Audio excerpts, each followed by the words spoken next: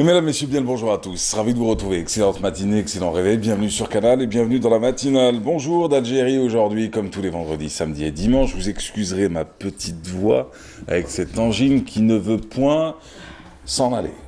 Tiens, ça fait très texte poétique, mais sauf que ça relève plutôt de la santé. Alors du coup, en tout cas, ce matin, c'est toujours un plaisir et c'est toujours avec un immense sourire que l'on vous retrouve.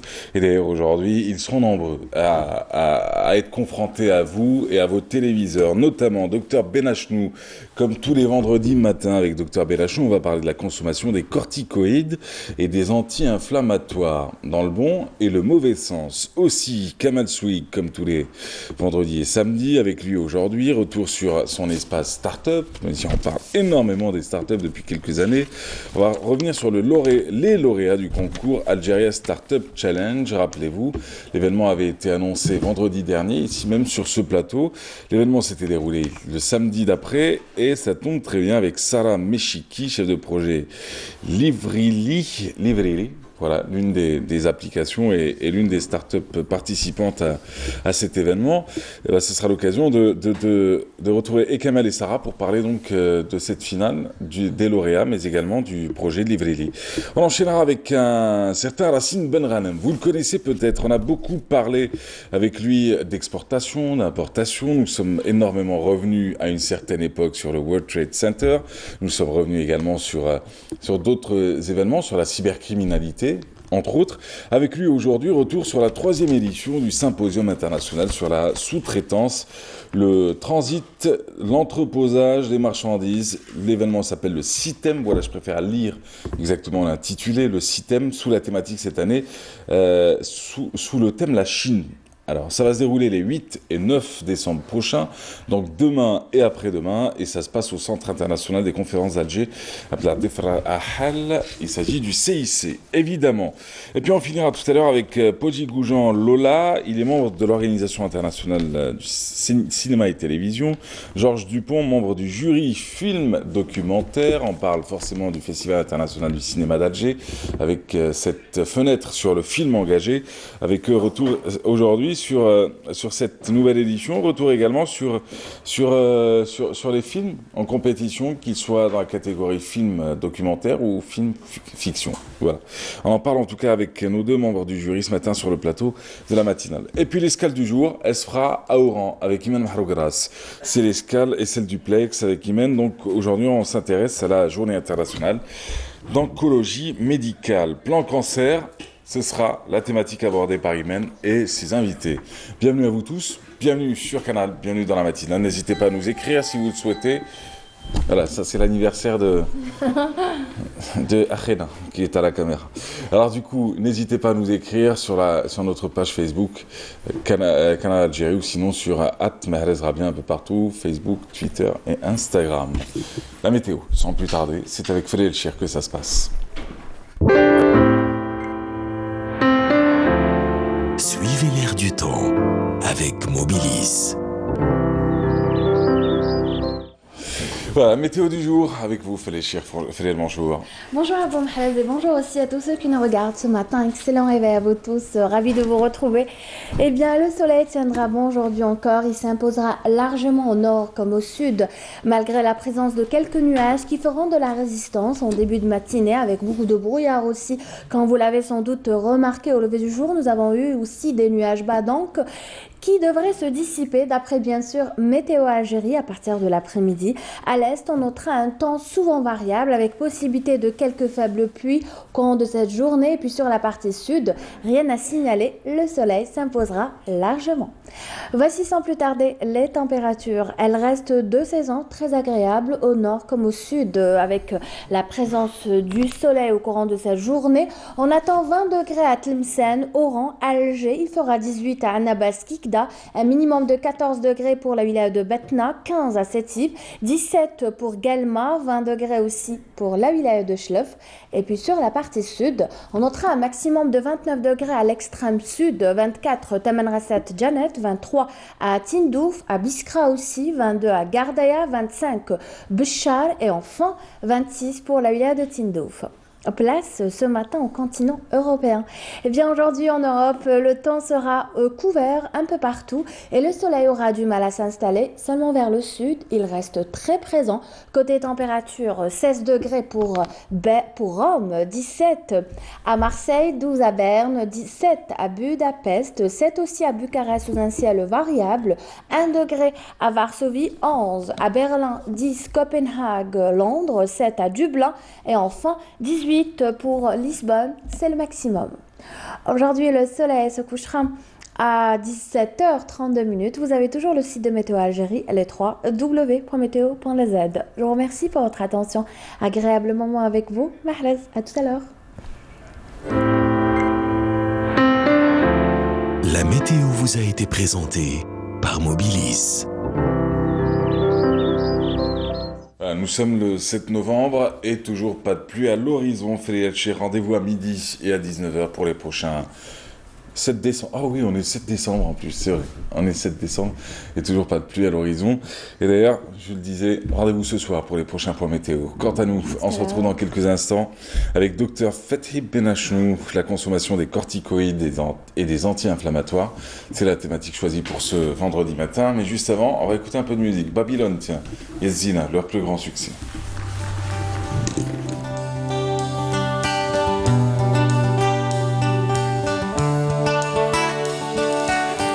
يوم راني معاك غدوة تاني بتمني يكتب المكتوب ونكون حداك يا قلبي شوف هواك وين رماني فوق بحر صافي موجوداني معاه تبع رياح الحب وعندك حضني ودعني وصاني وقلي حبيبك ما تنساه زينة ما درتي فينا أنا وقلبي حوسنا عليك ما لقينا يا زينة ما درتي فينا أنا وقلبي حوسنا عليك ما لقينا يا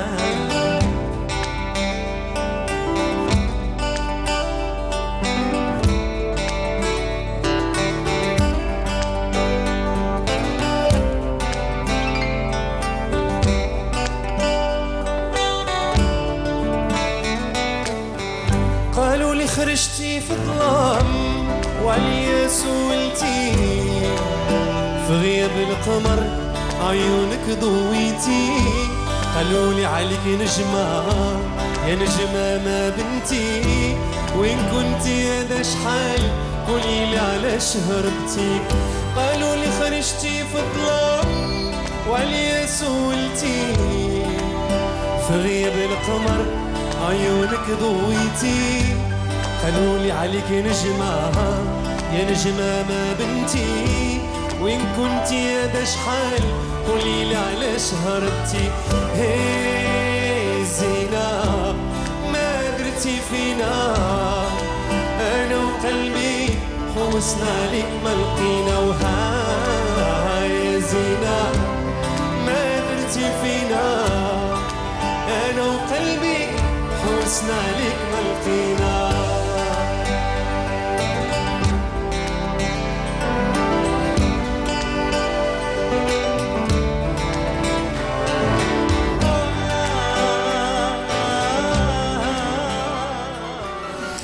Vous aimez bien cette musique ou pas du tout? Oui, très bien. J'aimais bien. C'est doux, c'est local, c'est des sonorités non sonores. Que vous aimez bien. Quoi. Ah oui, ça c'est... Docteur Benachnou avec lui aujourd'hui et avec vous surtout, on va parler de la consommation des corticoïdes et des anti-inflammatoires. Très bien, on m'a dit de faire vite. Et c'était important. Non, pourquoi? Il y a quelque temps, il y a un mois à peu près... Peut-être pas sourire, j'ai mal. Il y a quelque temps, on a parlé de l'utilisation, à juste titre, on en a parlé, de l'utilisation abusive des antibiotiques qui entraînent. Mais je crois qu'il faut intégrer cela dans une consommation irrationnelle dans notre pays de certains médicaments qui sont dangereuses. Ce n'est pas uniquement les antibiotiques, c'est parce que les antibiotiques développent des résistances au niveau des bactéries, mais c'est surtout qui portent atteinte grave à l'état de santé, les corticoïdes. Les corticoïdes, il faut comprendre une chose, ce sont d'excellents médicaments, certes, par exemple, certaines maladies dont on ne connaît pas, la polyarthrite rhumatoïde, par exemple, ce qu'on appelle les maladies auto-immunes, actuellement dans le monde entier, l'état de la science, le seul traitement, le seul médicament, ce sont les corticoïdes. Mais dans l'utilisation courante en dehors de ces maladies auto-immunes, je crois qu'on fait une utilisation abusive, dangereuse, et ça, je le dis, c'est de la part de certains médecins. Je donne un exemple. En Algérie, on considère que l'asthme égale la crise d'asthme. On assimile l'asthme, la crise d'asthme, à partir du moment où on jugule la crise d'asthme, on pense que c'est ça. Or, c'est faux. En Algérie, on jugule la crise d'asthme par mauvaise prise en charge de la maladie asthmatique, mauvaise prise en charge. On ne s'occupe que globalement, généralement, dans la plupart des cas, on ne s'occupe que de la crise d'asthme. C'est en fonction de quoi? On injecte des corticoïdes qui réellement font cesser, parce que ce sont d'excellents médicaments, mais il y a des gens qui font des crises d'asthme ici en Algérie, itératives, qui reviennent souvent et on s'envoie des doses de corticoïdes. Or, les corticoïdes sont très dangereux. Premièrement, la façon de les prendre. La pire des façons, c'est l'injectable. C'est celle qu'on utilise. Deuxièmement, les corticoïdes doivent être pris sous la forme inhalée. À ce moment-là, inhalée, c'est-à-dire par les sprays. Ça, c'est excellent et ça donne de bons résultats. Or, ce n'est pas du tout utilisé. Nous, on a recours à la voie injectable. Ensuite, les corticoïdes au long cours donnent le diabète, donnent l'hypertension artérielle, font de la rétention. Et quand on prescrit des antibiotiques, il faut frapper fort. Le régime sans sel? Oui, le régime sans sel, c'est important pour éviter cette rétention d'eau qui donne cet aspect bouffi et démassé. Et c'est surtout le fait que ça doit être des doses fortes, adaptées.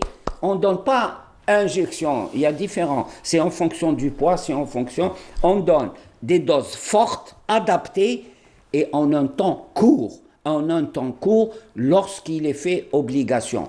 Mais je pense que c'est surtout le fait que l'utilisation irrationnelle, c'est le cas de le dire, des antibiotiques dans notre pays qui donne des résultats catastrophiques. Ensuite, les anti-inflammatoires, alors là, c'est la gabegie, c'est la foire, c'est la fête, n'importe qui s'envoie des... Pourquoi? Les anti-inflammatoires, très souvent, on les utilise dans les douleurs articulaires. Je ne dis pas douleurs rhumatismales, douleurs articulaires, par exemple, chez les sportifs. Ouais. Chez les sportifs, pour faire cesser la douleur, premièrement, on peut faire cesser la douleur de différentes manières, comme par exemple chez les sportifs, en utilisant la cryothérapie et tout ça pour récupérer, mais chez les personnes, les gens utilisent les anti-inflammatoires parce qu'ils font cesser la douleur. C'est vrai. Mais en arabe, on dit c'est vrai qu'on va arrêter la douleur, mais premièrement, elle est momentanée, et deuxièmement, elle va nous obliger à chaque fois qu'on va avoir la douleur à utiliser ces anti-inflammatoires, le diclofenac. Ça, c'est pas une marque, j'en parle en DCI.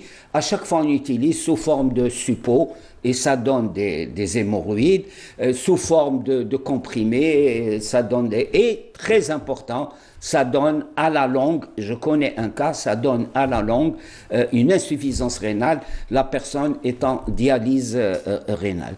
Donc vous voyez que c'est, et croyez-moi, les corticoïdes et les anti-inflammatoires dans notre pays, mais c'est la gabegie, on est en train de se tirer une balle dans les pattes, et je crois que avec cette consommation abusive des antibiotiques, je crois qu'il faut poser, je le dis et je le redis à chaque fois, sérieusement, le problème de l'utilisation irrationnelle des médicaments en Algérie. Ensuite, je pense que c'est le seul pays, on nous dit qu'il n'y a pas de médicaments, mais vous pouvez maintenant sortir, aller chez n'importe quelle pharmaciens à travers le territoire national, vous allez avoir le médicament que vous voulez ou que le vendeur vous propose.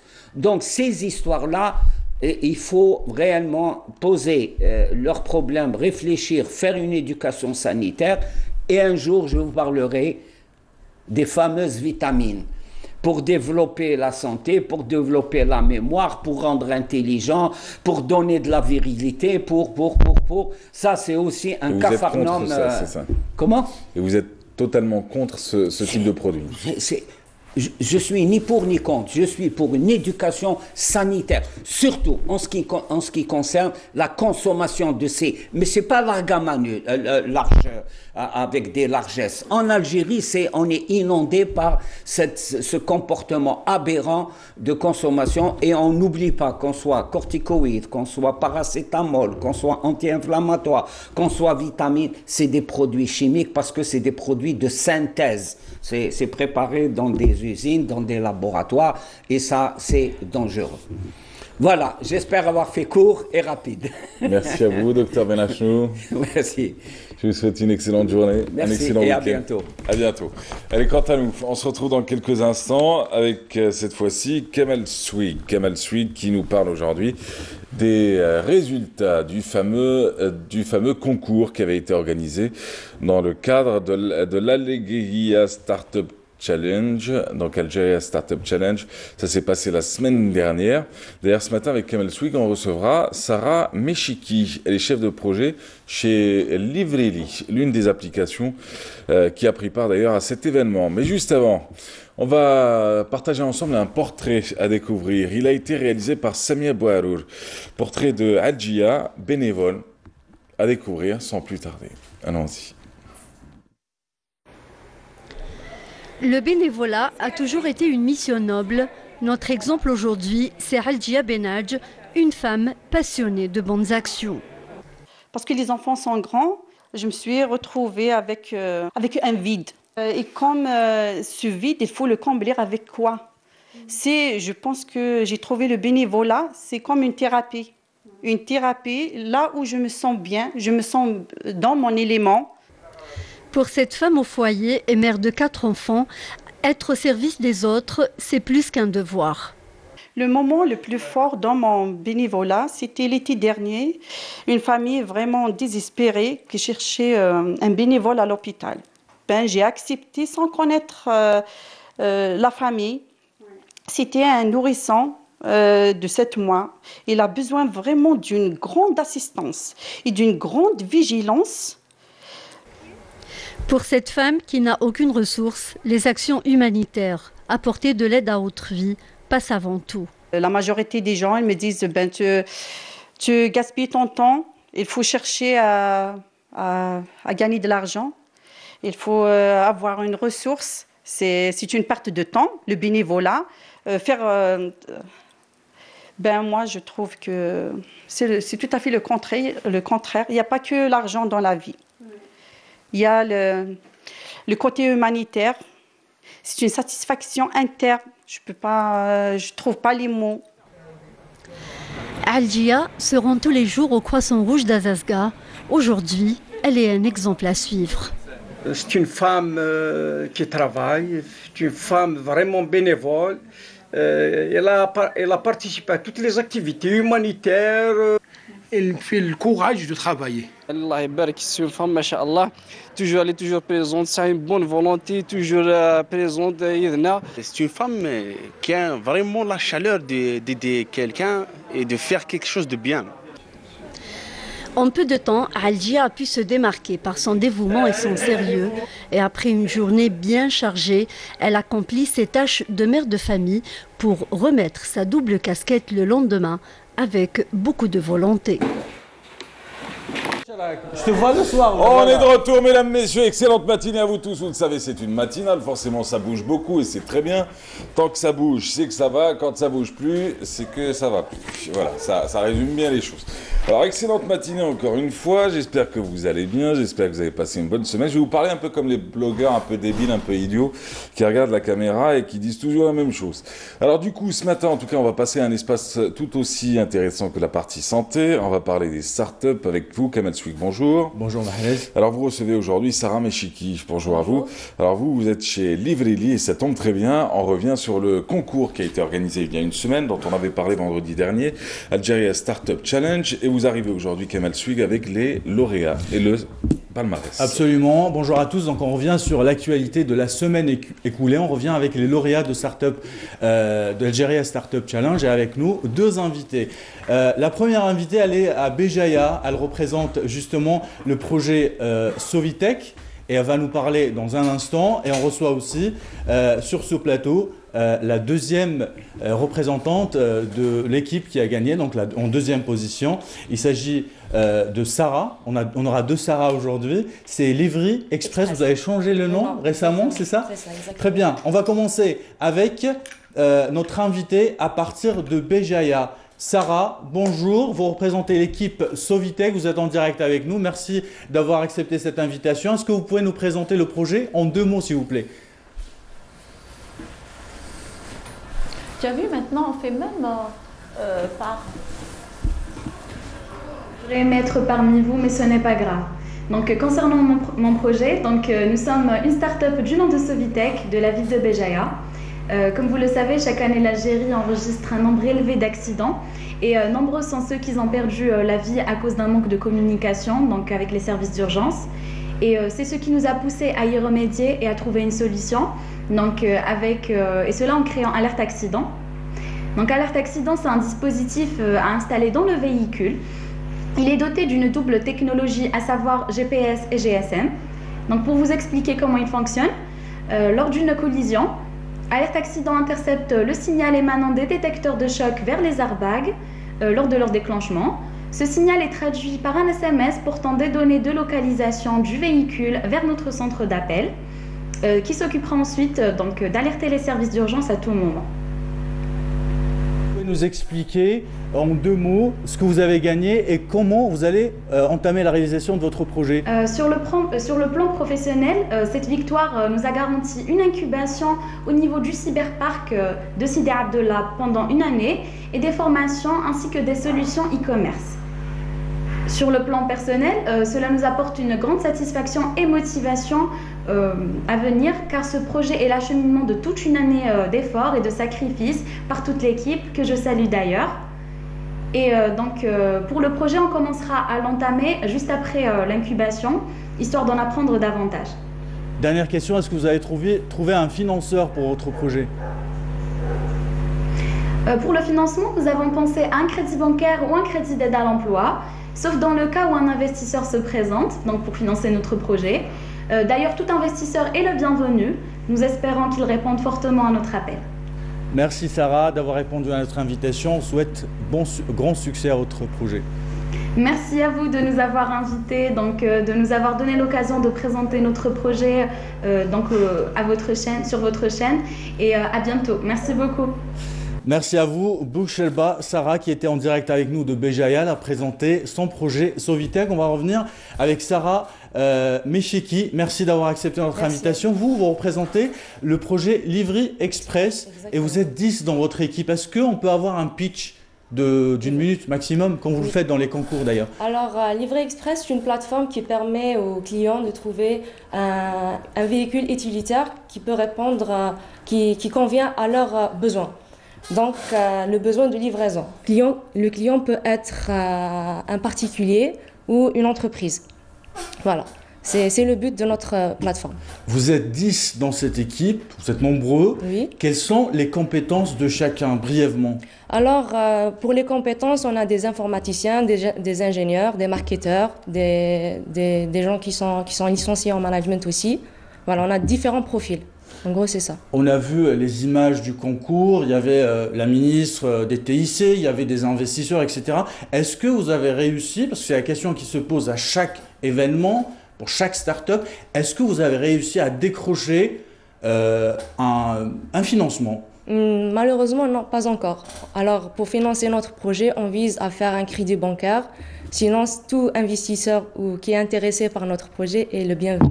Alors, est-ce que vous visez un investisseur en particulier, pour rester précis? Non, pas exactement. Non. Comment vous allez entamer cette démarche justement? C'est très bien que le crédit bancaire, c'est pas une chose facile. Est-ce que vous avez entamé ces démarches? Est-ce que vous avez une idée sur quelle banque vous allez vous diriger? Non, pas encore. Pour l'instant, on va incuber notre projet par l'incubateur de Sidi Abdallah. Après l'incubation, on verra comment on va faire pour financer notre projet et le lancer concrètement. Est-ce que vous avez une idée sur cette période d'incubation? Est-ce que vous avez une idée sur les formations que vous allez avoir, sur les mentors qui vont vous accompagner justement, sur les coachs? Non. Alors la durée de l'incubation sera d'une année et on fera des formations concernant le RP, comment faire fonctionner une start-up, voilà, la création de Taha aussi.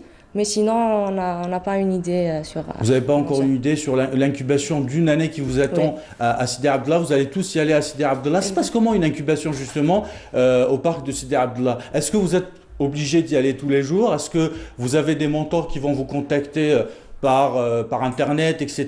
et vous avez des échéances à respecter pour avancer dans votre projet? Est-ce que vous avez une idée pour rester vraiment concret? Alors, je n'ai pas une idée exacte, mais d'après ce que je sais, on n'est pas obligé d'être tous les membres chez l'incubateur de Sidi Abdallah. Et vous pouvez répéter votre question, s'il vous plaît? Est-ce que vous avez une idée? Comment ça va se passer? Est-ce que vous allez vous déplacer? Est-ce qu'il y a le mentor qui va vous contacter? On va se déplacer à l'incubateur, ils vont nous contacter et on va se déplacer, ils vont nous faire des formations pour lancer notre projet. Allez, on sait que lancer un projet, une start-up, c'est toujours pas facile, que ce soit en Algérie ou ailleurs dans le monde. Allez, donnez envie à ceux qui nous regardent, qu'est-ce qui vous a donné personnellement envie de vous lancer dans cette aventure? Racontez-nous ce qui s'est passé. C'est quoi le déclic pour se dire, tiens, moi j'ai envie de créer une entreprise, j'ai envie de me mettre dans un groupe et créer une start-up. C'est quoi le déclic? Alors moi, personnellement, j'aime être manager, j'aime le domaine de l'entrepreneuriat. Alors Algeria Startup Challenge, c'était une occasion pour découvrir nos compétences, mes compétences aussi. Et depuis tout le temps, je voulais créer ma propre start-up ou business. Du coup, j'ai On va peut-être voir les images de votre application qui va peut-être s'afficher sur l'écran. Allez-y, je vous en prie. Alors, on a foncé sur cette occasion et on a lancé ce projet Livret Express qui répond à un besoin qui existe déjà sur le marché, qui est le besoin de la livraison. Voilà. D'accord. Livraison de biens et marchandises. Très bien. Dernière question. Qu'est-ce que vous avez envie de dire à tous ceux qui nous regardent, celles qui nous regardent aussi, parce que le domaine des startups en Algérie, il faut le dire, on est content aujourd'hui d'avoir 2 startupeuses, mais il y a beaucoup de startupeurs. Les filles ne s'engagent pas beaucoup. Qu'est-ce que vous avez envie de dire à toutes celles qui nous regardent, qui ont une idée et qui se disent tiens, c'est compliqué, on ne sait pas quelle porte frapper en premier lieu, etc. Qu'est-ce que vous avez envie de leur dire? Oui, certes, la création du start-up, ce n'est pas toujours facile, surtout ici en Algérie. Alors, comme il y a le manque de financement, les technologies ne suivent pas aussi, comme le e-payment et le e-commerce aussi. Et si on a une occasion, il faut foncer. Il faut foncer, c'est tout. Hein. Voilà. Très bien. Merci beaucoup, Sarah. Merci à vous. Merci à vous. Allez, excellente journée à vous tous. Sans plus tarder, nous partons à Oran. Ils sont déjà prêts. Et comme annoncé, on s'intéresse à la journée internationale. Cette fameuse journée internationale d'oncologie médicale. Plan cancer 2020. On en parle d'ailleurs ce matin avec Imen Mahrogara. C'est un panel d'experts que l'on retrouve à partir d'El Bahia. Imen, bonjour. Vous saluerez vos invités et c'est à vous. Merci Mahrez, bonjour à vous, bonjour à nos chers amis téléspectateurs. Eh bien oui, effectivement, c'est l'organisation des 4e journées internationales d'oncologie médicale sous le thème cette année, les cancers de l'appareil digestif, notamment le cancer colorectal.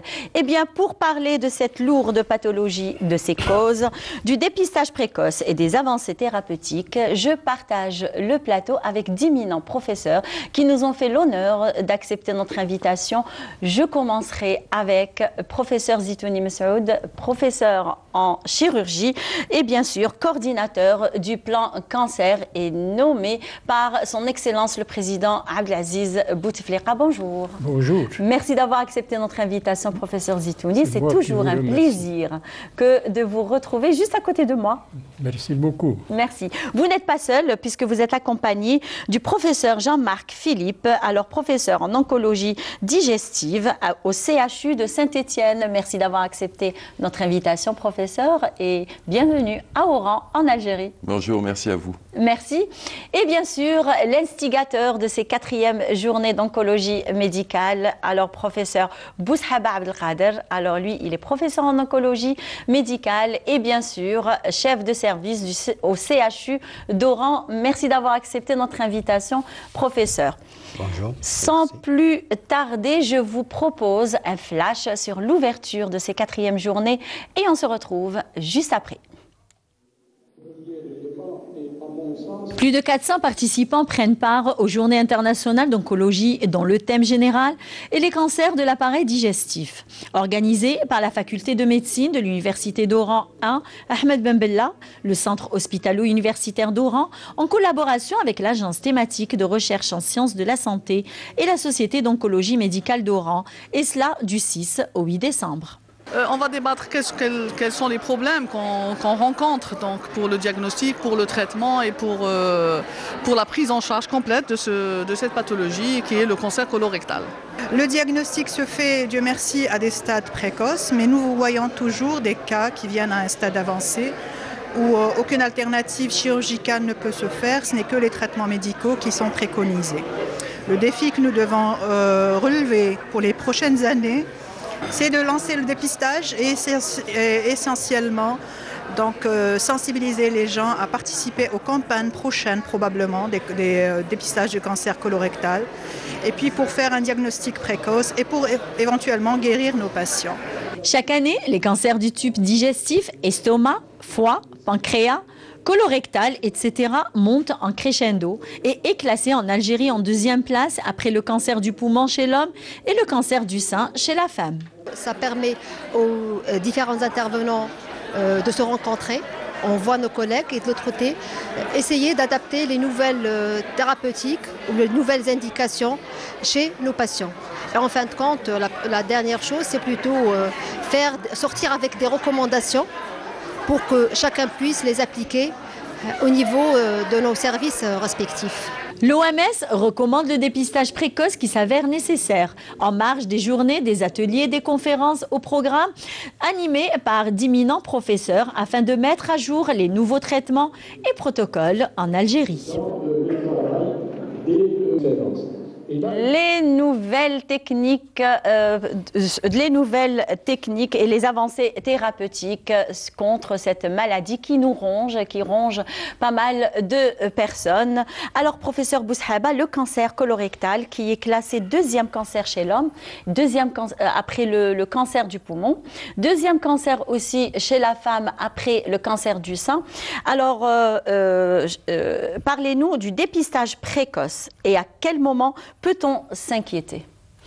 Très bien. Donc, notre 4e édition des Journées internationales d'oncologie médicale a consacré son thème à ce cancer digestif et particulièrement au cancer colorectal. Le choix a été fait du fait que le taux de croissance de ce type de cancer est régulier et un petit peu alarmant. C'est pour cela qu'on doit se pencher sur le volet préventif, du côté de la prévention primaire et surtout, ce qui est efficace, la prévention secondaire, c'est-à-dire le dépistage. Alors, quand on parle de dépistage de cancer colorectal, il y a 2 types de dépistage. Il y a le dépistage de masse, qui s'adresse à la population globale qui a un risque moyen. Et il y a un dépistage individuel ciblé, c'est des populations qui sont à risque élevé ou très élevé. Donc, mais le plus gros, 80% des cancers, font partie du dépistage de masse. Alors, quels sont les symptômes qui font le déclic on va dire, le déclic où il faut, et c'est urgent d'aller consulter? Alors, quand on parle de dépistage, ça suppose un sujet sain. Il n'y a pas de symptômes. Il faut aller vers le sujet sain qui ne se plaint de rien du tout. Il faut l'informer, le sensibiliser de la nécessité d'aller faire donc, le test. Et quand il s'agit des symptômes, on n'est plus au stade de dépistage. On peut rentrer dans le cadre du diagnostic précoce et parfois, malheureusement, à un stade avancé. Donc, le saignement, parmi les signes qui alarment donc, le patient et il vient consulter. D'accord. Alors, vous organisez ces 4e journées chaque 2 années. Cette fois-ci, le thème, c'est le cancer colorectal. Alors, est-ce que vous pouvez nous parler du but de la tenue de ces 4e journées? Exactement. Donc, notre but est de s'inscrire dans la feuille de route qui est le plan national cancer. Et d'ailleurs, Monsieur le Président de la République a déclaré la lutte anti-cancer comme étant une priorité nationale. Alors, dans les travaux, et d'ailleurs, le professeur Zitouni va donner plus de détails, on se pense de façon prioritaire au volet, donc il faut la promotion des registres de cancer et des réseaux de registres de cancer en Algérie. Ça, c'est important, il faut qu'on ait des données fiables. Et dans un second stade, on va dire volet, on va se pencher du côté de la prévention, d'accord, primaire, parce qu'il y a des facteurs de risque qui sont modifiables, qu'on peut jouer sur cela, les facteurs alimentaires, etc. Et puis, vers la prévention secondaire qui est le dépistage. Très bien. Alors du moment qu'on parle du plan cancer, alors professeur Zitouni, vous êtes le mieux placé de parler quand même. Que recommande le plan cancer et quelles sont les priorités? Du moment que le plan cancer, déjà, il a commencé depuis 2015-2019, on est juste à la fin de ce programme. Oui, d'abord, je voudrais vous remercier. C'est moi qui vous remercie. Cette invitation et de l'intérêt que vous portez à ces journées qui, effectivement, représentent une grande avancée au point de vue scientifique pour les spécialistes d'oncologie et pour toute la communauté scientifique médicale de l'Ouest et de tout le pays, parce que ce genre de rencontres vont se terminer par des recommandations qui vont permettre donc des progrès en ce qui concerne la lutte contre le cancer et notamment les cancers colorectaux. Donc les cancers colorectaux, le professeur Boushaba les a bien définis, mais ils sont caractérisés quand même par deux spécificités. La première, c'est que les cancers colorectaux ont augmenté de manière beaucoup plus rapide que les autres cancers. C'est-à-dire qu'il y a à peine une dizaine d'années, ils étaient en 5e ou en 6e position. Et puis brutalement, ils sont en train de devenir les 2e cancers et probablement pour les hommes les premiers dans quelques années. Ceci est dû probablement aux changements brutaux des modes d'alimentation des Algériens qui sont passés d'une alimentation plus ou moins traditionnelle, plus proche de la nature, et à une alimentation un peu transformée, les fast-foods, comme on dit, une alimentation occidentalisée. La deuxième spécificité, c'est que l'âge de nos malades est beaucoup plus précoce et plus jeune que ce que l'on voit en Europe, d'une dizaine d'années à peu près. Et donc ça a un caractère qui lui donne une particularité de gravité à cause de la jeunesse de la population qui est atteinte. Et c'est à partir de quel âge, professeur Zitouni? Chez nous, c'est à partir de 40-45 ans déjà. Et donc, le côté qui est le plus optimiste, entre guillemets, c'est qu'il s'agit quand même d'un cancer qui, lorsqu'il est découvert tôt, ça c'est la condition première, ben, il peut être guéri totalement, avec des procédures thérapeutiques légères, pas coûteuses, et qui guérissent totalement le malade. Et donc, l'élément clé de la lutte contre les cancers colorectaux, c'est le dépistage. C'est-à-dire qu'on va faire un certain nombre d'examens, d'abord biologiques, ensuite l'endoscopie, pour découvrir ces cancers à un stade précoce et les traiter. Et c'est pour cela que dans le plan cancer, puisque vous me posez la question, nous avons proposé qu'il y ait un programme national organisé, parce que jusqu'à présent ce n'était pas organisé, de dépistage du cancer colorectal. Et pour être plus efficace et faire comme ont fait les pays qui ont réussi dans ce cas, c'est-à-dire les pays, disons, avancés ou industrialisés, prendre des zones pilotes dans lesquelles on met le maximum de moyens.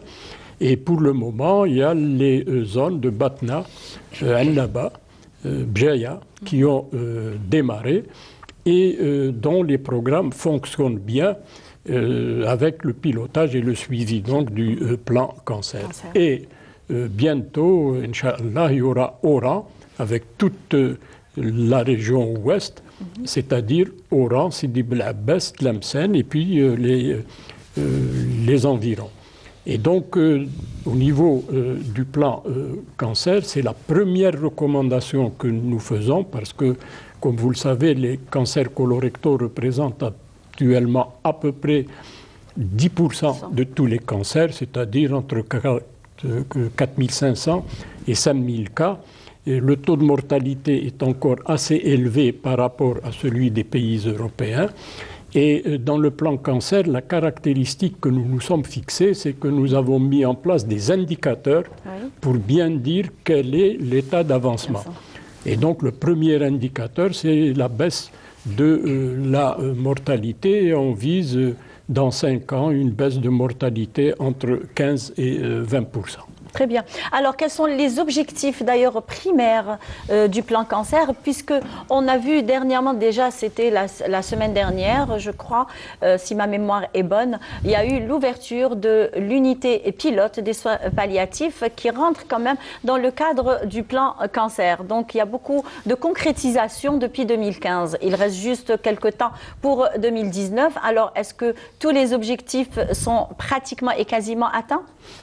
De notre point de vue, c'est-à-dire du point de vue des experts qui ont fixé les indicateurs dont je viens de parler, les objectifs sont atteints, disons, pour donner un chiffre, à 70%.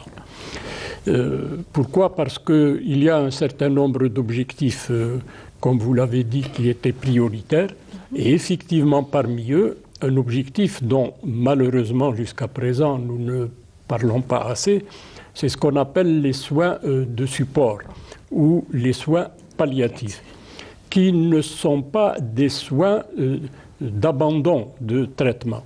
Non, c'est des soins actifs qui permettent aux malades de gagner en temps de vie et surtout en qualité de vie. Et nous avons appliqué aux soins palliatifs ce que nous avons appliqué pour les autres objectifs, c'est-à-dire cibler un certain nombre de problèmes et d'organisations particulières avec des zones pilotes. Et la première zone pilote que nous avons choisie, c'est l'EHU d'Oran, qui est le plus grand hôpital d'Algérie, comme vous le savez, avec une organisation administrative un peu particulière et même unique. Et ce qui fait qu'il a un certain nombre d'atouts, et c'est la coordinatrice au niveau du plan cancer, la coordinatrice du groupe de soins palliatifs, qui a été, avec le directeur de l'EHU d'Oran, l'instigatrice de l'installation de ce service de soins palliatifs, effectivement, qui est unique en son genre. Et ce que nous espérons beaucoup, c'est qu'il fasse tache d'huile assez rapidement, non seulement au niveau de l'Ouest, mais à travers tout le pays. Très bien. Alors, professeur Jean-Marc Philippe, alors vous êtes professeur en oncologie à l'hôpital de Saint-Étienne. Alors, quelles sont les avancées thérapeutiques pour cette maladie? D'abord, je voudrais vous remercier pour votre invitation, puis remercier mes collègues de m'avoir convié à ces journées internationales qui viennent enrichir les coopérations franco-algériennes. Donc pour moi, c'est un vrai plaisir d'être avec vous autour de ce sujet des cancers digestifs, qui est mon sujet de prédilection, puisque je ne m'occupe que des cancers digestifs dans ma pratique quotidienne.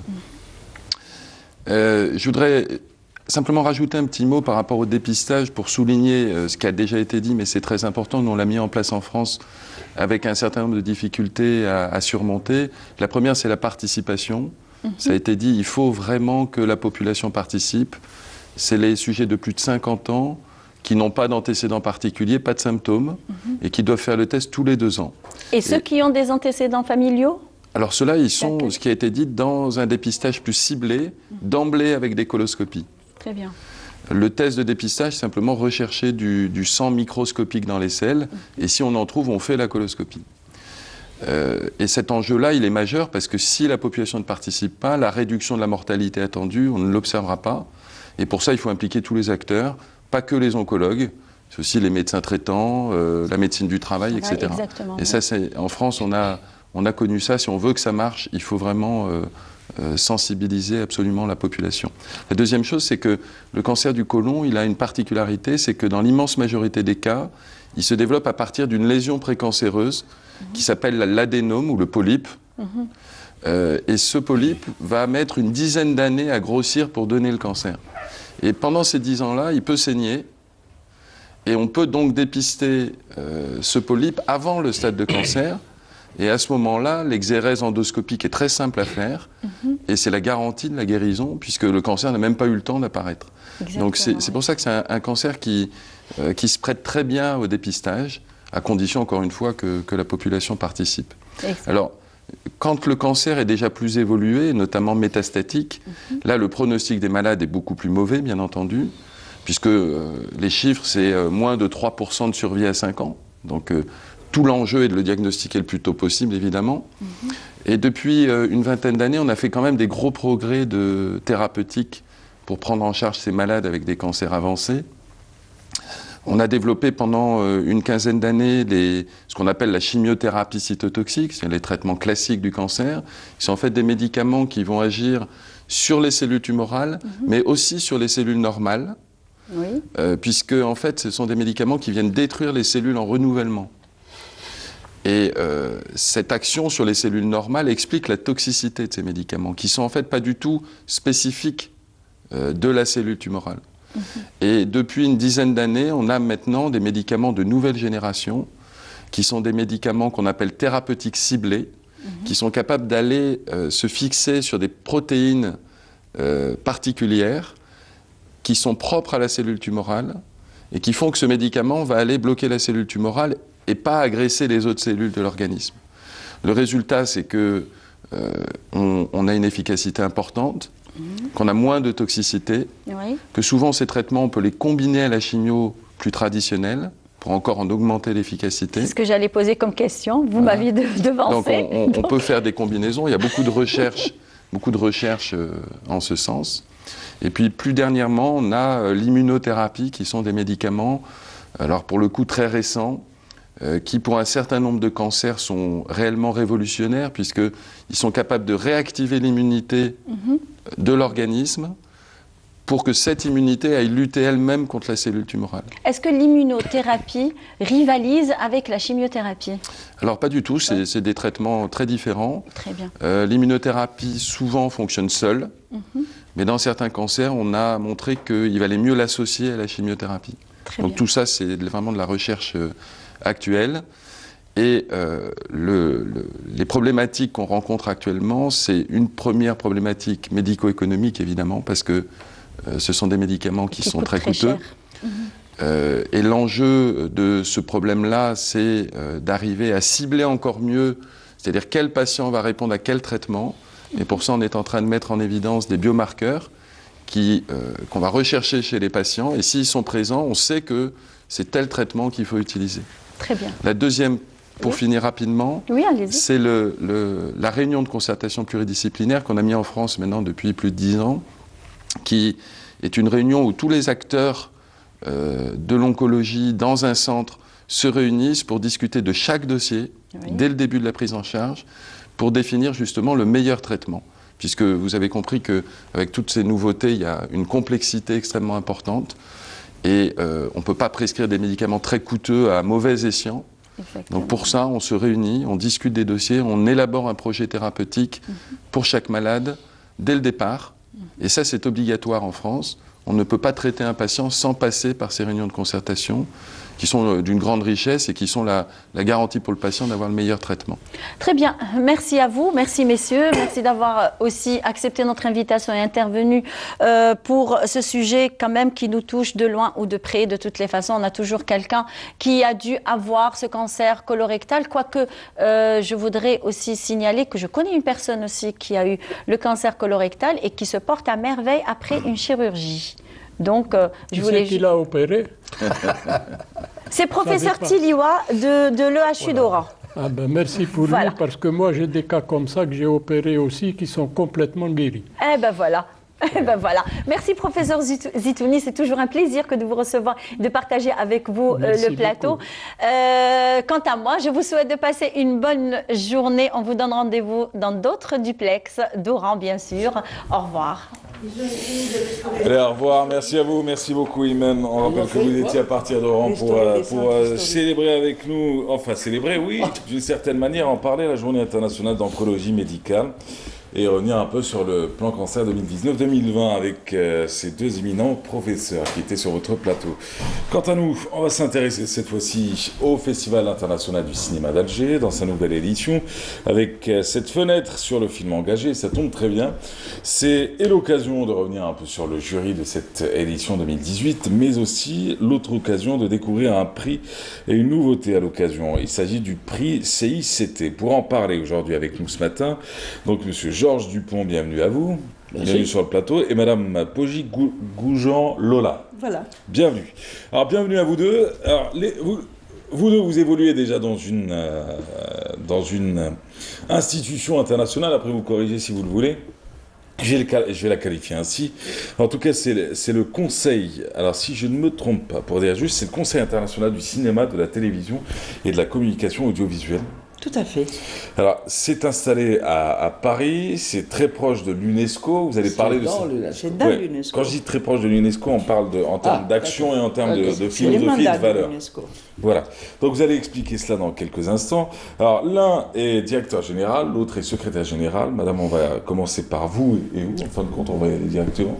C'est ça dans la classification, c'est le SG avant le DG? C'est toujours. En plus, priorité aux femmes, n'est-ce pas? Il y a le gender issues. Quel gentleman! Enfin, je t'en prie. Alors, c'est le Luxembourg et l'Italie qui se retrouvent sur ce plateau. Voilà. Alors, d'abord, le CICT, on va commencer par les basiques. Qu'est-ce que le CICT? Donc, le CICT est l'une des plus vieilles organisations non gouvernementales de l'UNESCO, qui a été créée par l'Organisation des Nations Unies pour l'éducation, la science, la culture et la communication, qui a été créée en 1957 à New Delhi et qui regroupait au commencement tous les spécialistes, toutes les institutions qui s'occupaient des cinémas, des télévisions. Maintenant, on y a ajouté la communication audiovisuelle, car vous savez bien que les paysages audiovisuels est en train d'évoluer. Donc, nous sommes des anciens fonctionnaires de l'UNESCO. Donc, nourris dans les sérails, on en connaît les détours. Donc, après notre retraite, on nous a donné cette charge, on nous a confié cette charge dont nous sommes très fiers parce que cela nous permet de voyager et de participer à beaucoup de festivals. C'est quoi? C'était l'une des agences de l'UNESCO, c'est un peu ça? Pas une agence, une ONG. Parce que la différence, c'est que les agences sont gouvernementales. Tandis comme les mots même les dit ONG, organisation non gouvernementale. Ce qui signifie que nous avons une grande liberté, beaucoup plus qu'étant organisation intergouvernementale.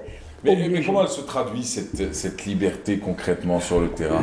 Sur le terrain, par exemple, nous pouvons nous exprimer très librement en donnant notre point de vue, sans avoir la crainte de déplaire ou à l'organisation qui nous coiffait quand nous étions fonctionnaires des Nations Unies.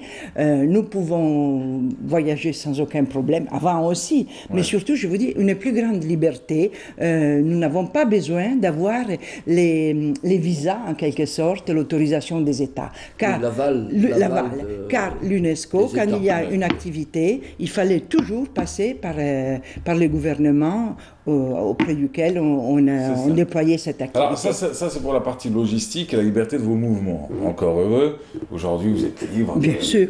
Après tant d'années de carrière, de rencontrer du monde, d'intervenir dans le monde, de parler de cinéma, de parler d'audiovisuel, de parler de télévision. Mais en termes de... Pour les actions du CICT, elles se traduisent comment réellement? Pour vous voyager, ou vous voulez porte-partout, vous retrouvez à Alger, demain vous allez au Bangladesh, c'est très bien. Oui, je veux dire, quelles sont vos actions concrètement? Il y a un programme qui fait partie du statut du CICT, qui est promouvoir évidemment le cinéma, la télévision et le numérique maintenant, disons tous les métiers qui apparaissent actuellement sur le marché, mais surtout la promotion des jeunes créateurs, avec tout ce que ça comporte, en liaison évidemment avec les programmes de l'UNESCO.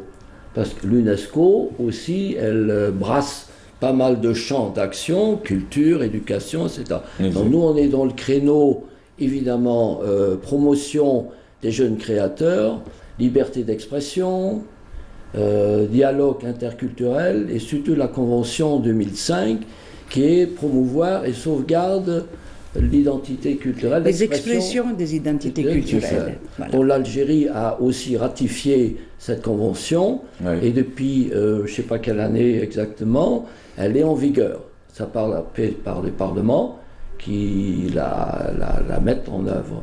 Donc ça, c'est un gros élément. Donc, comme vous le savez très bien, à chaque fois, il faut répéter ces actions, et dans ces actions, on fait des activités, des formations, des séminaires, des festivals, etc. Et c'est pour ça qu'on participe à Cannes, on participe, je reviens de Goa, du Festival international du cinéma et du film évidemment indien, qui est 50 ans, qui va fêter l'année prochaine, qui est un des plus vieux, mais qui est chapeauté par le ministère de l'Information et de la Radiodiffusion, pas de la Culture.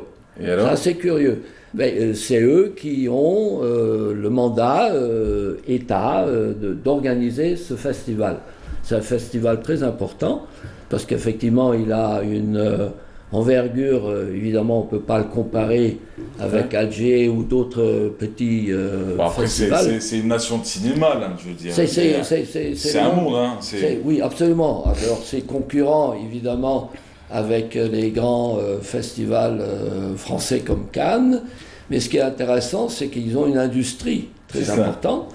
Il y a Bombay, ou Bombay comme ils appellent ça, c'est le Bollywood. Et l'année prochaine, ils vont dépasser la production hollywoodienne. C'est ça. En quantité. C'est pour ça que je vous dis, c'est un monde là. En quantité. Comme l'Égypte était aussi, qu'on oubliait toujours, au niveau de la production cinématographique, était un des premiers dans le monde. Mais l'Inde, le cinéma chez eux est tellement démocratisé que les gens leur posent déjeuner, ils vont plutôt voir un film en essayant de becqueter quelque chose avant de reprendre le boulot que d'aller sur les terrasses et autres. Donc du coup, il y a un autre monde en termes de cinéma, et je pense que vous le connaissez mieux que moi. Mais maintenant, la question que l'on peut se poser sur vous, sur le CICT, on l'aura compris, vous intervenez sur un bon nombre de festivals, vous rencontrez du beau monde, vous encouragez aussi. Il y a la partie prix que vous décernez, sur laquelle, qui nous intéresse d'ailleurs aujourd'hui, parce que vous allez décerner ce fameux prix du CICT en marge du fameux Festival international du cinéma d'Alger et les journées du film engagé. Donc ici à Alger, c'est le prix international CICT accompagné de la médaille Gandhi UNESCO. C'est ça? Exact. Ouais. Et alors? Qu'est-ce à dire? Alors, les critères de ce prix, évidemment, ont été déterminés par le mandat de l'UNESCO. Il faut que le film qu'on va choisir soit conforme aux idéaux ou au mandat de l'UNESCO. C'est ça. Ça, c'est très important de savoir.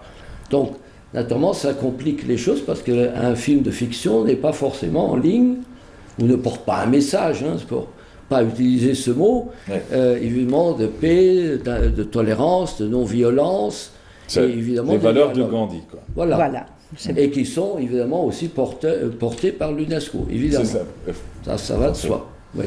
Et alors? C'est pour ça qu'on a choisi la médaille de Gandhi, parce qu'elle nous paraissait la plus conforme actuellement dans l'état des lieux du monde entier, que ce soit la migration, que ce soit les intolérances et de partout, qui s'avère très difficile à contrôler et où nos États membres et qui sont à l'UNESCO, on doit plaider aussi via l'ensemble des ONG, parce qu'il y a aussi celle du théâtre, il y a aussi celle de la musique, qui ont un rôle important à jouer pour faire valoir, et nous en porte-à-faux, si vous voulez, en interface avec l'intergouvernemental, l'organisation intergouvernementale, faire valoir évidemment toutes ces valeurs à l'extérieur et auprès des professionnels, mais pas seulement professionnels, vu que maintenant tous nos gadgets qu'on a dans nos poches, les enfants passent plus de temps devant un écran de leur tablette qu'à l'école finalement. Oui. Et leur apprendre aussi la formation, media education comme on appelle ça en bon anglais, d'éducation aux médias. On a appris nous à peindre, à apprendre la musique, et on veut instaurer, je fais aussi partie d'une commission nationale luxembourgeoise pour l'UNESCO, donc à ce titre-là aussi, j'essaie d'introduire dans mon pays effectivement un cours d'initiation sur les médias, avec tout ce que ça comporte. Vous voyez, donc il y a plein d'éléments importants avec lesquels il faut se battre tous les jours, et ça c'est un travail énorme. Hormis la création et la jeunesse qu'on veut faire valoir, évidemment, parce qu'il y a plein de gens, parce qu'avec un téléphone mobile ou avec très peu d'argent, vous pouvez faire effectivement un film. Aussi simple que ça fait. Mais il faut avoir évidemment les idées et savoir parler ce langage qui est audiovisuel et qui change à cause du numérique. Alors, qui est le jury de ce... Vous faites partie du jury ou pas? Monsieur Dupont fait partie du jury. Hein. Oui, alors, tous les deux, on va faire partie du choix. C'est ça. Du prix Gandhi. C'est ça que... Voilà. C'est pour ça que j'ai dû voir, madame vient d'arriver malheureusement, mais j'ai dû voir donc non seulement en tant que jury du documentaire, mais j'ai dû aussi voir évidemment tout ce qui était fiction. Et la médaille Gandhi peut aller pour un film fiction? Oui, exactement. Ouais, ça c'est déjà fait depuis 1994. Alors votre médaille existe depuis 1994, hein, si je ne me trompe pas. Oui, elle a été émise. Oui. D'accord. De toute façon, si vous permettez, l'UNESCO a beaucoup de médailles. Elle a la médaille Fellini, et pour le cinéma, ça apparaît tout à fait normal. Elle a aussi beaucoup de médailles en ce qui concerne la célébration des sites et des monuments qui ont été inscrits dans la fameuse liste du patrimoine mondial. Exact. Mais ça nous paraissait, ici, dans le contexte du cinéma d'Alger, cinéma engagé, ça nous a beaucoup plu, cette idée. Le message de Gandhi nous paraissait celui qui correspondait le mieux au propos de ces festivals. Voilà. Donc c'est pour ça. Vous avez une petite préférence, vous savez déjà qui va gagner à peu près? Je ne vous demande pas la réponse, je sais que vous n'allez pas le dire. On est à 24-48 heures de la fin du festival, on ne va pas le gâcher. Je peux vous parler du palmarès de Goa, hein, de Macao. Il y avait de beaux films? Ah oui. Très beau film, très beau film. Oui. Ah oui, mais c'est le monde entier qui se retrouve, hein, ça c'est vrai. Et c'est énorme, c'est énorme. Mais la population qui est impliquée, j'ai jamais vu joue un rôle. Oui, elle est disciplinée dans un sens que il n'y a pas de popcorn. Et dès que quelqu'un fait même tout le monde réagit et appelle au silence. J'ai jamais vu, c'est comme une messe presque, disons. Oui, mais après, on le sait tous, hein, dans un événement cinéma ou un événement artistique, le public, c'est un peu le deuxième rôle en réalité. Absolument. C'est l'élément majeur qui accompagne l'artiste qui est sur scène ou le film qui est projeté. C'est la relation dialectique entre l'auteur et le public. Sans cela, ça ne marche pas du tout. Et si vous permettez, sur Goa, je voudrais ajouter une notation. On a perdu, surtout dans les festivals auxquels nous participons avec notre prix, on a perdu tout à fait cette notion du Bollywood. La danse, les côtés clichés, les côtés amoureux pâmés qui tombent en pamoison les uns devant les autres. Et c'est de plus en plus l'engagement vers des thèmes à caractère social. Ça me paraît très significatif. La lutte des castes qui ont été abolies en théorie, mais qui en pratique continue d'une manière tout à fait cruelle et féroce. Ça, c'est une parenthèse, excusez-nous, mais c'est important de dire. Voilà. On ne peut pas parler cinéma sans parler de la réalité du monde dans lequel on vit, sans parler de géopolitique, sans parler des drames, sans parler de politique. Car le cinéma est une véritable fenêtre sur le monde, c'est ça. Vraiment, c'est un outil fantastique. Avant, vous étiez dans quel...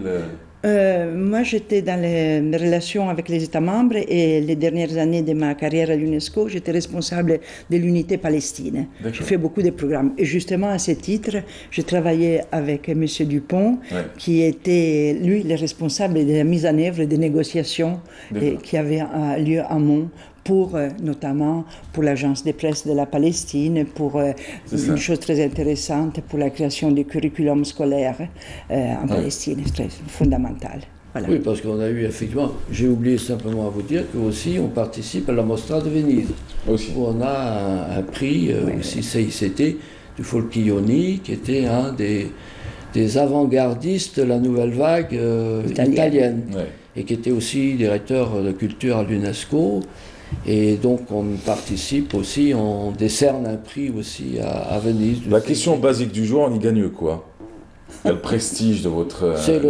Exactement. Alors, il y a le prestige de la médaille Gandhi, remise par le CICT et donc par l'UNESCO. J'imagine que ça doit être quand même un moment important dans la vie de chaque réalisateur et réalisatrice. Mais au-delà de ça, ça ouvre des portes pour faire voyager un film, pour le présenter dans d'autres lieux. Il y a un réseau qui se tisse autour de cette médaille Gandhi qui permet de... Tiens, mon film s'est cantonné au Nord-Afrique, Maghreb, Tunisie, Maroc, Algérie.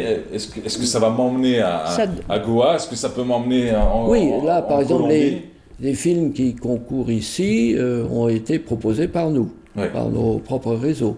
Dont un qui est sur la fiction, qui est les Rushdie Boys, et puis l'autre, les True Warriors. L'autre, Born in Battle. Oui, Born in Battle, né dans la bataille, qui est un court-métrage assez impressionnant, des enfants soldats. C'est ça. Et puis d'autres qui n'ont pas été évidemment sélectionnés, mais on a effectivement un réseau avec nos connaissances pour faire valoir ces films-là. On cherche tout de même des petites perles, disons, un peu perdues dans le monde, parce que je vous dis, il y a énormément de films qui n'ont pas le moyen, même Costa Gavras, et dans un réseau où par moment il n'y a que 3 jours à Paris et il disparaît des écrans de Paris, du Paris-Go. Hein, il se retrouve en banlieue et puis tout à coup perdu. C'est tout de même Costa Gavras, c'est tout de même pas n'importe qui. D'ailleurs, qui a eu l'honneur de tourner son premier film Z ici à Alger, et financé aussi par des autorités algériennes en coproduction.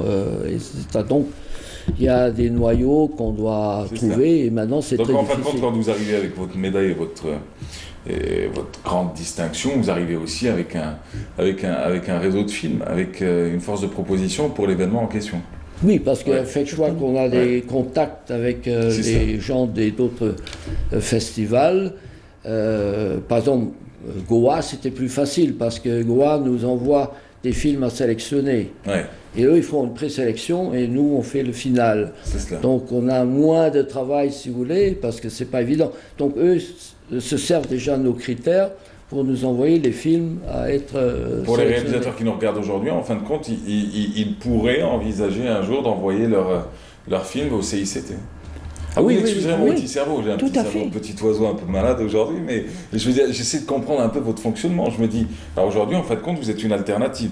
Vous l'avez dit, ça peut être d'excellentes idées, de brillantes idées, une petite valeur ajoutée, je dirais. Je dirais une petite valeur ajoutée. C'est cela. Donc, vous l'envoyez à vous, ça peut permettre aussi de redonner naissance à un film, de lui donner un second souffle. La chance d'une distribution un peu plus vaste, car vous savez que le gros problème des réalisateurs, avant les financements, et après les financements, je veux dire, c'est la distribution. C'est un gros problème. Et ça, on peut aider. Ça, on l'a en Algérie. Voilà. Et on en parle pendant des mois, et le jour de leur sortie, Et puis, comme on est proche de nos États membres, et nous-mêmes, un peu, bon, en mon cas, États membres, on peut proposer évidemment à l'UNESCO, c'est un forum tout de même international où on peut faire une fête, disons, du cinéma, surtout avec la nouvelle directrice générale qui vient du CNC, qui a travaillé au CNC, et qui a un peu tout de même une tendance cinéma. Heureusement d'ailleurs, parce que comme ça, on peut faire revaloir effectivement ce métier, ce domaine, tout de même extrêmement important. Je vous souhaite un excellent séjour. C'est quand on va le décerner? C'est demain soir? Demain soir. Salim Mouzaïdoun. Pardon? demain soir, salle Ibn Zaid. La salle, j'ai donné La salle, oui, la même salle, tout à fait. C'est la même salle. C'est la même salle. salle. Je vous souhaite en tout cas beaucoup de belles rencontres, beaucoup de beaux échanges. Merci. Je vous souhaite une belle lueur dans le regard de celui ou celle qui va gagner cette fameuse médaille, en espérant qu'elle soit là. Pour les autres, en tout cas, j'imagine que ce sera quand même un honneur pour eux. Je ne vous ferai pas parler sur la partie documentaire, vous êtes membre du jury. Ah non, je sais que c'est un peu gênant de dire à quelqu'un est-ce que vous avez une préférence alors qu'il est membre du jury. On va pas je peux tout vous dévoiler sur Goa et Macao et d'autres. Mais le reste, demain soir, oui. Demain soir, oui, ce sera avec joie. Je vous souhaite un excellent séjour à vous. Merci, monsieur. Et j'invite tout le monde, et les Algérois ou autres, de venir voir, évidemment, visiter le festival qui est d'une richesse absolument. Et ça se passe tous les jours, à partir de 14h en général. Mais là, en ce vendredi, ça commencera juste après la prière, forcément à 14h30, 15h. Et c'est pratiquement toute l'après-midi jusqu'en soirée. Ça se passe entre la salle Ibn Zaidoun, la salle France Fanon pour les conférences, mais également au niveau de la deuxième salle aussi pour certaines projections. En tout cas, tout est sur place. Vous ne pourrez pas rater l'événement. Merci encore, merci d'avoir été avec nous. Nous souhaitons en tout cas beaucoup de belles choses. Allez, quant à nous, on va suivre d'ailleurs un hommage à un monsieur qui nous a quittés, un monsieur du cinéma et de la télévision. Il s'agit du grand Hamdan qui a marqué la télévision algérienne avec ses canulars, mais qui a marqué aussi le cinéma, qui a marqué le monde du théâtre. On se rappellera toujours de l'image de cet homme qui avait décidé de faire le tour du pays avec sa petite camionnette pour créer un spectacle pour enfants et aller le faire découvrir à des millions de personnes. Il avait entamé cette aventure, il a eu des problèmes de cœur, mais il a continué jusqu'au bout. Ahmed Nebbash lui rend hommage aujourd'hui à travers ce reportage. On se retrouve juste après.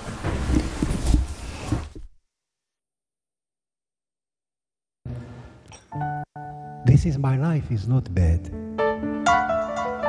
وإذا كلامي ما هوش صواب believe me man I swear to God. درويش مطرويش ما عنديش حدود على العام مفلس تقول شي جيبي بتقوب مهفوف مشلوش ماني قاري الكتب أنا أوتوديداكت ما قريتش خطرة نتلف ربي ستار العيون. This is my way فيها المليح والدوني. I take one way أنا مولاها خلوني. I am free وعلاش طرفتوني. Vive la liberté نغنيها بجنوني.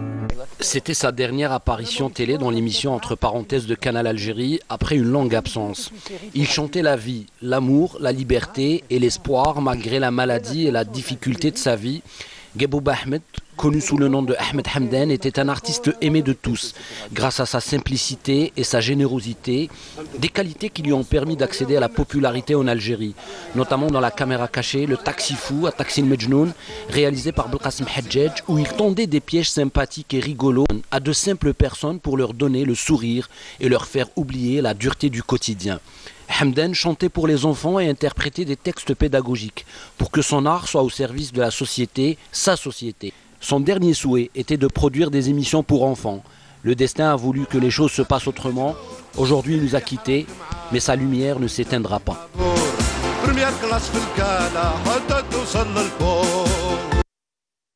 Voilà, excellente matinée à vous tous. C'était l'hommage à Hamdan ce matin, l'hommage à Hamdan qui nous a hélas quitté, un grand monsieur, et on se rappellera encore de son défi. On en avait parlé il y a quelques années sur ce plateau. C'était lui, sa fameuse 504 ou 505 et son fameux tour du pays. Il avait décidé d'aller à la rencontre de l'ensemble des villages algériens, à la rencontre des enfants, mais également à la rencontre du public pour offrir du vrai spectacle et non pas le spectacle que l'on voit juste avec de la lumière, de la scène et de la billetterie et un peu de showbiz. Lui, il voulait du vrai. Et il l'aura fait jusqu'au bout. Alors, excellente matinée à vous tous. On va finir avec qui? On va finir tout simplement avec un événement. Rassim Belghanem est avec nous. Rassim, bonjour. Bonjour. Alors, bienvenue sur le plateau avec vous. Alors, on va revenir sur un événement. J'avais parlé de vous tout à l'heure. Bon, je sais qu'actuellement, de l'autre côté, chez les invités, on ne peut pas voir ce qui se passe pendant l'émission. J'avais parlé de vous un peu, j'avais parlé de votre parcours, j'avais parlé de vos débuts.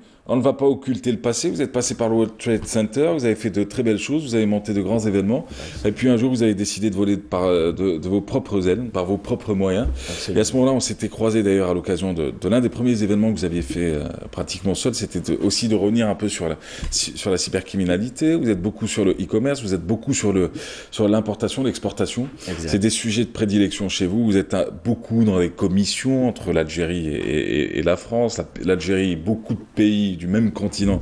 Ce qu'on a tendance à dire, l'Algérie et l'Afrique, espèce d'abruti, l'Algérie est en Afrique. Donc du coup, je pense pas qu'on soit en Europe jusqu'à présent. Mais c'est un peu les sujets de prédilection. C'est créer des ponts entre les pays, c'est développer l'exportation. Et avec vous aujourd'hui, on va peut-être pas s'arrêter sur cette thématique, même si tout à l'heure on vous posera 2-3 questions sur l'environnement d'affaires, sur l'environnement économique en Algérie. On pourrait peut-être revenir surtout sur l'événement du jour. 3e édition du symposium international sur la translogistique. Vous me corrigez sur la prononciation. Exact. Le transit et l'entreposage des marchandises. Ça s'appelle le CITEM. Et le thème cette année, c'est la Chine. Exact. Alors le CITEM, d'abord pour commencer. Le CITEM, c'est le carrefour international qui se tient à Alger, qui réunit les acteurs de la logistique, de la supply chain en général, qui à la base est un socle des économies. Donc pour pouvoir avoir une économie forte, il faudrait avoir une structure logistique performante.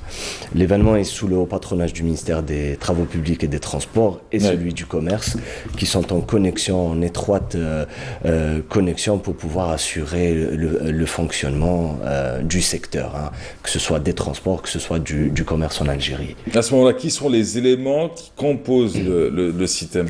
Le CITEM est composé d'acteurs de la logistique en Algérie, des institutions chargées de la promotion des investissements, du commerce et des transports, et des experts en la matière. Le but est de faire en sorte de lancer des réflexions pour faire en sorte d'avoir un environnement favorable au tissu économique, donc aux opérateurs économiques algériens. En Algérie, on est hors norme parce que les coûts logistiques en Algérie sont très importants. On atteint les 35% de coûts logistiques, alors qu'ailleurs c'est autour de 7 à 15%. Comment vous l'expliquez? On l'explique parce que voilà, on n'est pas structuré, on n'est pas organisé, la profession n'est pas, il n'y a pas de corporation, donc les gens travaillent en fonction des moyens qu'ils trouvent. C'est un secteur dominé par le public ou par le privé? Les deux. En fait, on a pratiquement... Le plus gros, c'est le public. Ouais. Le public, pourquoi? Parce que c'est les ports, c'est les aéroports, c'est de grosses compagnies publiques de transport routier, le ferroviaire. Donc la majorité, c'est le public. Sauf que le privé commence à se mettre en place, commence à se permettre ou s'offrir les moyens d'assurer sa logistique de lui-même, ce qui est normal, hein, ce qui est en soi normal. Sauf que comme la chaîne doit être interconnectée, doit être structurée pour optimiser tout ce tissu-là, il faudrait les sensibiliser à cela. Il faudrait les sensibiliser. Et le CITEM est fait pour lancer des réflexions, des débats, de parler des problématiques, hein, à bâton rompu, mais dire voilà ce qui fonctionne, ce qui ne fonctionne pas et comment l'améliorer. Non pas de dire voilà ça fonctionne pas et c'est tout, mais de donner les solutions qui sont peut-être au niveau des pouvoirs publics, mais qui viennent aussi des opérateurs, parce qu'ils sont là à nager dans ce secteur-là. Alors vous avez choisi le CIC pour accueillir cette 3e édition. Ça se passe demain et après-demain. Ça se passe donc au CIC, c'est la banlieue ouest de la capitale, c'est à côté du Club des Pins pour ceux qui ne sauraient pas. Alors le CIC et la Chine. Alors ce qui nous intéresse, c'est la thématique choisie. La Chine comme étant un modèle par excellence. Tout à fait. Pourquoi la Chine? On a fait l'Afrique avant, on a fait juste l'Algérie à la première édition. Pourquoi la Chine? La Chine a lancé l'initiative de la route de la soie. Donc le commerce historiquement est passé par la Chine qui a de tout temps exporté. Depuis 2013, le président chinois a lancé de grands projets d'interconnexion de 3 continents, à savoir l'Europe, l'Asie et l'Afrique, via la réalisation d'infrastructures, notamment ferroviaires. Et l'Algérie a adhéré à ce grand projet, au dernier sommet sino-africain, pour évidemment relancer la coopération sino-africaine. Donc l'Algérie a ratifié le protocole d'adhésion à ce projet qui est censé interconnecter la Chine à des pays africains. L'Algérie déjà dispose d'infrastructures, à savoir la transsaharienne, à savoir les autoroutes qui sont là. Et pour nous, c'est un exemple de réussite pour un pays continent comme la Chine d'1,4 milliard d'habitants. qui est pratiquement la population de l'Afrique. Donc je pense qu'il faudrait qu'on prenne exemple des réalisations chinoises en la matière. Qu'en est-il aujourd'hui de la logistique ici sur le continent? Alors, ces derniers temps, on va ouvrir un peu. On va ouvrir un peu. Bon, vous l'avez dit, parce que vous avez évoqué pratiquement toutes les questions plus ou moins essentielles pour le grand public, parce que c'est un salon professionnel, c'est un événement professionnel et consacré aux professionnels du public, du privé, d'experts et autres. Vous avez parlé de l'intervention de plusieurs experts internationaux qui feront le déplacement ici, d'experts locaux aussi, qui seront là aussi pour enrichir un peu les débats et pour remettre en question, sans forcément critiquer pour critiquer, mais critiquer pour aussi trouver des solutions. Alors ça, c'est une chose. Maintenant, parlons un peu de la conjoncture et de l'actualité. On est sur un continent dont on parle beaucoup.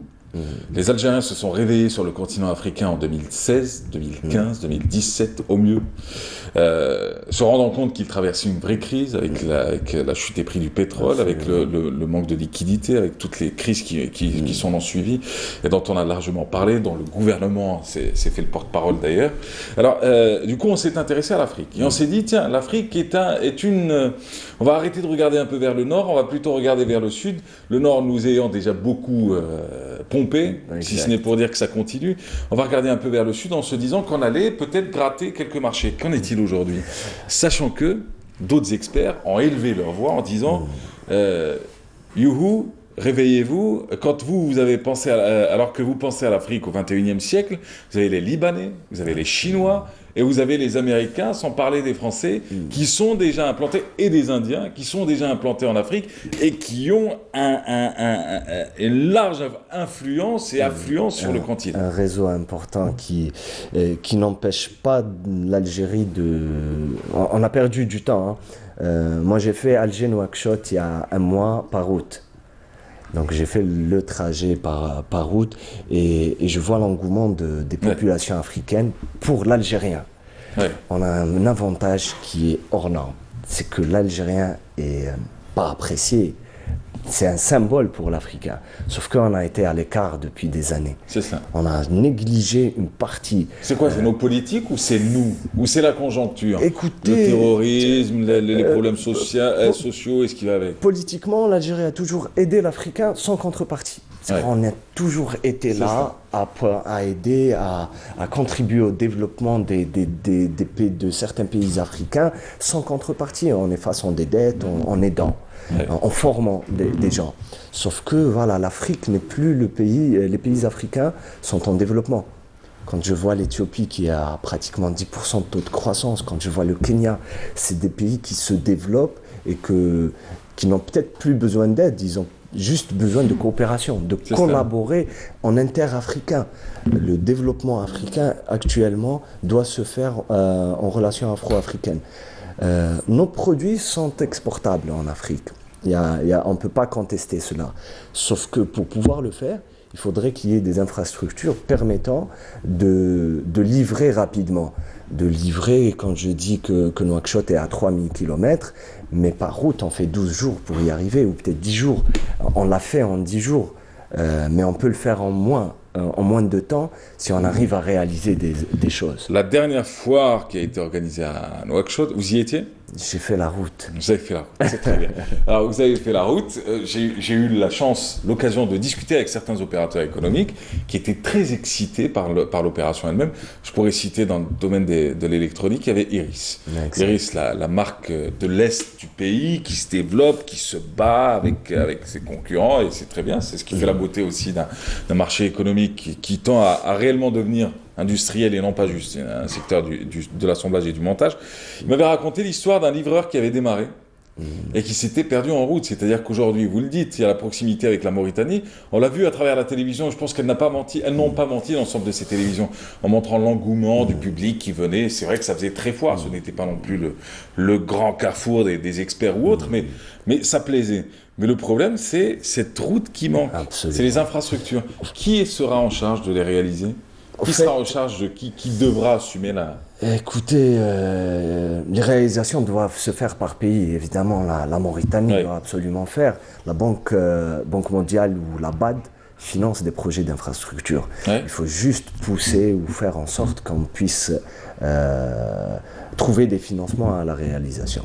L'Algérie aura beaucoup à gagner que la route se fasse. C'est nous qui cherchons à pénétrer l'Afrique, c'est pas le contraire. Et la Mauritanie, c'est juste 4 millions d'habitants, mais la sous-région, c'est 500 millions d'habitants. C'est ça. 500 millions d'habitants qui sont à la recherche de consommation en biens, en services, en plein de choses. Logitrans, le transporteur public historique algérien, a réalisé un défi. Un challenge, c'est de faire 800 km de pistes. Pour faire passer 50 camions dans un désert très aride. Sauf que si on avait une route, on aurait fait le trajet en 2 jours. C'est ça. Vous l'avez fait en camion, en voiture? Moi j'étais en 4x4, mais on suivait un peu de temps à autre, on montait pour voir l'effet d'être dans un camion, dans un désert, etc. C'est-à-dire que vous avez fait la route en 10 jours? Ah ouais, 10 jours, Alger-Nouakchott. Vous l'avez vécu comment? Parce que vous êtes un peu les chercheurs d'or, hein. C'est ceux qui vont tracer cette route, cette fameuse route africaine. Les premiers seront ceux dont on parlera dans quelques années. Exact. Écoutez, depuis quelques années, depuis pratiquement 10 ans que je baigne dans un tissu de promotion des exportations. Ça fait 2 ans que je le fais en entrepreneuriat, convaincu qu'il faut le faire, hein. C'est l'alternative à l'après-pétrole. Mais pour être conscient des enjeux, il faut les vivre. Il faut les vivre. On a beau faire de beaux discours, on a beau parler sur des plateaux, il y a certaines contraintes qu'il faut vivre. Et pour les vivre, moi j'ai vu, c'est pas irréalisable, c'est pas des défis insurmontables. Et il faut juste ne pas cacher des choses. Il y a des choses qui ne dépendent pas de nous, ne dépendent pas des pouvoirs publics ou de l'opérateur, mais c'est des contraintes qu'il faut remonter pour trouver des solutions. Et souvent, on a occulté des contraintes pour peur de dire que voilà, il y a de l'incompétence. En fait, non. S'il n'y a pas de route, c'est pas de notre faute. Par contre, avoir le courage de pouvoir réaliser un chemin, on en a réalisé. La transsaharienne, c'est un exploit. Et je pense donner l'exemple à d'autres pays africains pour s'interconnecter dans des infrastructures pareilles permettrait un essor économique de toute la région. Afrique du Nord, subsaharienne ou de l'Afrique en général. Mais voilà, il faut juste avoir le courage de dire qu'on a des défis qui sont devant nous pour l'intérêt de tous les pays africains. En majorité pour l'Algérie, mais pour les pays africains entre eux. Et ça tombe très bien. L'événement, en tout cas, c'est les 8 et 9 décembre, demain et après-demain, au Centre international des conférences d'Alger, Abdellatif Farhan, au CIC donc. Un événement incontournable qui rassemblera, je lis un peu votre communiqué, rassemblera cette année encore les acteurs majeurs de l'économie algérienne avec la thématique, vous l'avez dit, c'est la Chine pour cette 3e édition. Après la première qui a été consacrée à l'Algérie, la seconde au continent dans sa globalité, pratiquement au continent africain. 200 entreprises. Là, cette année, il y a des assureurs qui s'y mettent, parce que voilà, l'enjeu est important d'assurer. C'est l'intersectorialité, en fin de compte, de votre thématique. Exact. C'est tout le monde qui est concerné par la logistique. Et j'espère que les retombées seront encore meilleures. Alors pour ceux qui nous regardent, c'est un salon professionnel qui est concerné réellement, qui peut se déplacer à votre événement? Eh ben, les logisticiens, les entreprises, les assureurs, les banques, donc tout le secteur économique est concerné par cela. Plus on améliore notre chaîne logistique, plus on est performant, plus les réalisations ou les profits des entreprises sont meilleurs. L'accès est libre? L'accès, non. Par contre, l'accès est sur inscription. Ça reste un événement professionnel. Il est tard pour s'inscrire ou... Il n'est pas tard. C'est www.sitem.org. Voilà, Sitem, c'est S-I-2-T-E-M.org. Voilà. Tout simplement. Ou sinon, sur place, il y a des équipes qui se chargeront des inscriptions sur place. C'est ça. Donc, il y aura toujours un moyen de se rattraper. Alors, du coup, le Sitem est une rencontre professionnelle dédiée à la logistique, l'économie et l'investissement axé sur l'information et la formation des acteurs économiques sur le métier de la chaîne logistique, supply chain, comme vous l'avez expliqué tout à l'heure, à l'heure où l'Algérie se tourne vers une économie de marché basée sur l'industrialisation et la production nationale. Il est devenu un peu impératif pour les acteurs économiques algériens de comprendre le process du supply chain management. Ça, on l'aura compris, sur l'industrialisation, on en est On s'y approche ou pas? On a beaucoup menti à une certaine époque. On a parlé d'industrie automobile et puis on a fini par, au lieu de faire de la vraie pédagogie en expliquant que dans tous les process du monde, on est obligé de commencer par visser des boulons et puis après développer des technologies, développer des secteurs. Bon, on a essayé de dire, on l'a faite 100% algérienne, elle n'était pas 100% algérienne. Aujourd'hui, il y a une réalité, tout le monde a su, mais vous pensez qu'on évolue bien, qu'on évolue vite? Écoutez, c'est bien d'avoir des ambitions, c'est excellent, c'est comme ça qu'on avance. On a tenté le pas et là, il faudrait qu'on crée un tissu de sous-traitance pour pouvoir réaliser ça. Et je pense que ça viendra, on commence à prendre conscience, on ne peut plus faire de beaux discours sans réellement passer à l'acte. Et là, on y est. Merci à vous. Merci, le système merci. demain. Merci Rassim. Merci d'avoir été avec nous, Rassim Benralem. En tout cas, on vous souhaite bonne chance pour le système. Et quant à nous, on se retrouve dès demain de 9h à 10h30. Excusez-moi pour ma voix, excusez-moi pour tout. J'ai complètement bloqué de partout. Camarades, comme disait mon papy, il y a toujours quelqu'un qui vous attend quelque part. Pas la peine de vous détester, il y en aura d'autres qui le feront à votre place. Ciao.